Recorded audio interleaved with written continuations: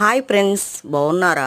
మీరందరూ బాగుండాలి. మీ అందరిలో నేను ఉండాలని మనస్ఫూర్తిగా కోరుకుంటూ ఈ వీడియో అయితే స్టార్ట్ చేస్తున్నానండి.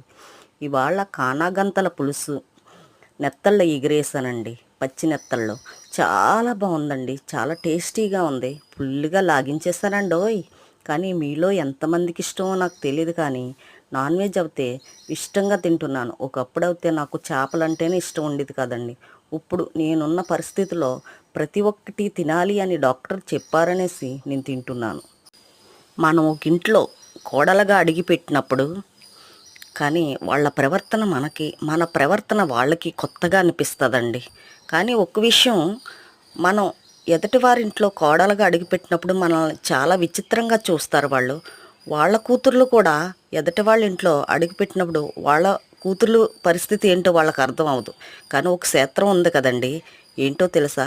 కుండల్లో ఉన్న కోడలను అనుకుంటే కొండల్లో ఉన్న కూతురికి తగులుతాయి అని అంటారు. అదైతే ఏ తల్లి గమనించదు, కానీ నిజానికి ఇంట్లో అడుగుపెట్టిన కోడళ్ళు మాత్రం చాలా హింస పెడుతున్నారు ఈ రోజుల్లో. అది తెలుసుకుని మన కూతురు ఎంతో కోడలు అంతే అని ప్రవర్తిస్తే చాలా బాగుంటుంది కదండి. ఏ గొడవలో కూడా ఉండవు. నిజమే కదా?